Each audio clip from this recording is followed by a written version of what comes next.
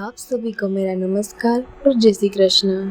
आज हम गर्भस्थ शिशु को सुनाने जा रहे हैं गीता के पहले अध्याय का सार। गर्भस्थ माता शांत मन से इसे सुने, उसका प्रभाव शिशु पर अवश्य ही पड़ता है। गीता का पहला अध्याय अर्जुन विषाद योग मुख्य रूप से युद्ध भूमि का वर्णन और अर्जुन की मानसिक स्थिति पर केंद्रित है। तो चलिए शुरू करते हैं।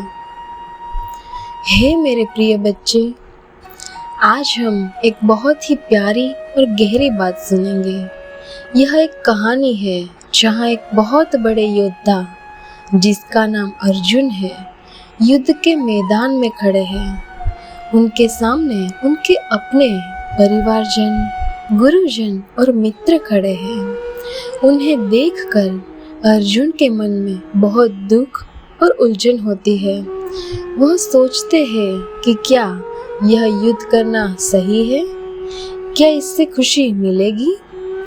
उन्हें चिंता होती है कि इस युद्ध से बहुत नुकसान होगा और रिश्ते टूट जाएंगे। उनके मन में बहुत सारी शंकाएं और डर पैदा होता है। वह सोचते हैं कि अगर अपने ही लोगों से लड़ना पड़े तो जीत का क्या मतलब। यह अध्याय हमें यह सिखाता है कि जब हमें कोई बड़े फैसले लेने होते हैं तो कभी कभी हमारा मन उलझ जाता है, हमें डर लगता है और हमें समझ नहीं आता कि क्या करें। इस समय अर्जुन भगवान श्री कृष्ण की शरण में जाते हैं और उनसे मार्गदर्शन मांगते हैं। यह अध्याय उसी मन की स्थिति को दर्शाता है जहाँ हम मदद और सही रास्ते की तलाश में होते हैं। हे मेरे प्यारे बच्चे, इस कहानी का मुख्य संदेश ये है कि जीवन में कभी कभी मुश्किल परिस्थितियाँ आती है, तब मन विचलित हो सकता है, लेकिन ऐसे समय में शांति बनाए रखना और सही मार्गदर्शन के लिए प्रार्थना करना बहुत जरूरी है। अर्जुन का दुख और उलझन यह दर्शाता है कि मानव मन कितना संवेदनशील होता है, लेकिन यही दुख उसे ज्ञान के मार्ग पर ले जाता है। आशा है कि तुम्हें यह कहानी सुनकर अच्छा लगा होगा।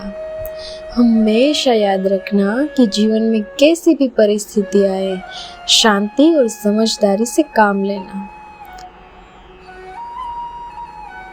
आप यानी कि गर्भस्थ माता धीमी, शांति और मधुर आवाज में बच्चे को सुना सकती है।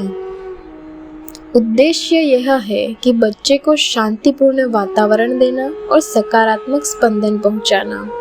भले ही वह शाब्दिक अर्थ ना समझे, पर वह आपकी भावना अवश्य समझ सकता है। आप गीता के दूसरे अध्याय के सार को भी इसी सरल भाषा में सुन सकते हैं, क्योंकि वहाँ से भगवान कृष्ण का उपदेश शुरू होता है जो अधिक सकारात्मक और प्रेरणादायक है।